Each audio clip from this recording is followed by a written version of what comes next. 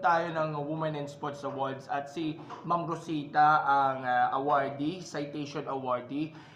Even though naitanong ko kita dun sa ating video interview during the event, anong reaction nyo na napasama ka sa anay ng mga palaban ng kababaihan na nabigyan ng parangal mula po sa PSC Women in Sports through Commissioner Bongku?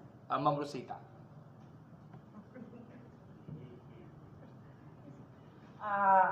Pasensya na, Gab. Si Miss Rosita talagang napakamahiyain yan. Actually, pinilit ko lang yan. Ngayon pumunta dito, in-explain ko sa kanya na si Ma'am Judith lang ang mag-interview. So, kinukurot niya ako ng kinukurot sa question mo.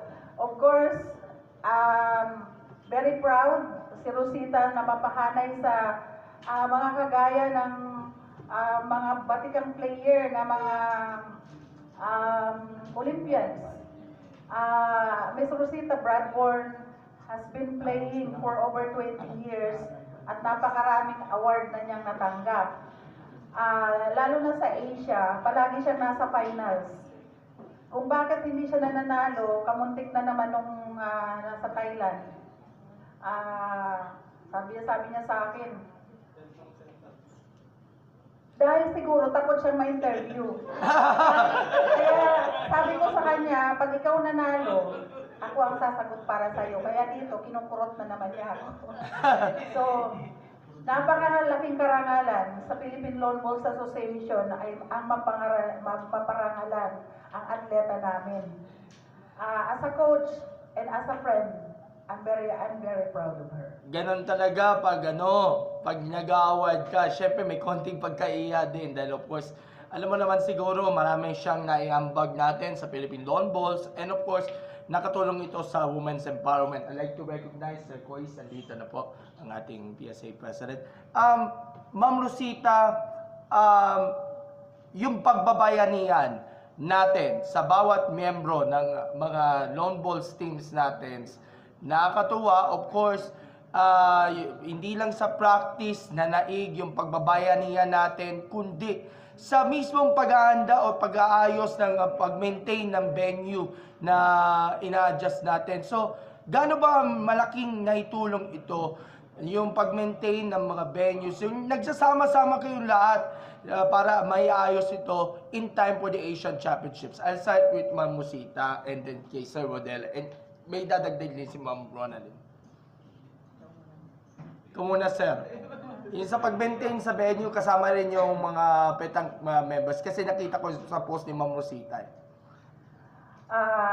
Pasensya na yung dalawang atleta ko, pareho akong kinukurot sa magkabilang kita. Ikaw na lang po.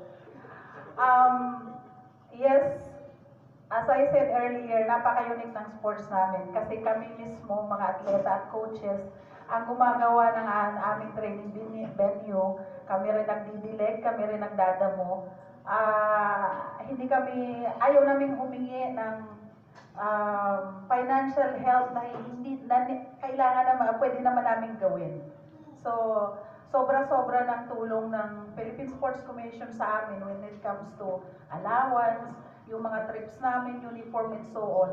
Yung pagdadamo ba naman, kaya na namin yan. So, yun. And lastly, of course, si Angelica Batayo is among those who have been eye-obtained performance niya during the 2024 international season. Would you give us, Ma'am Ronaldin, yung assessment?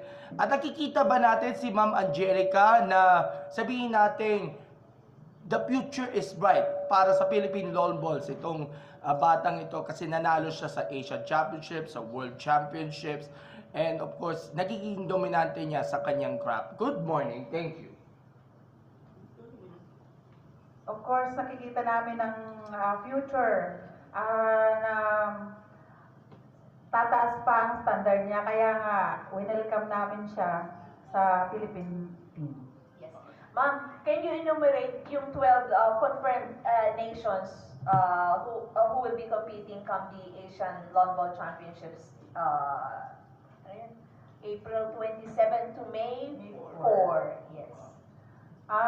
Nakapag-confirm na po ang Brunei, Malaysia, Singapore, Thailand, Iran, India, Macau, Hong Kong, China, Korea, Japan, and Philippines. Meron pa ba in-invite o about to confirm? We are waiting for China, Nepal, I cannot remember the other country, pero meron pang sabi nila they are going to send their confirmation within a few days. Kung medal yung titingnan, ano yung target nyo? Mga ilang gold medals?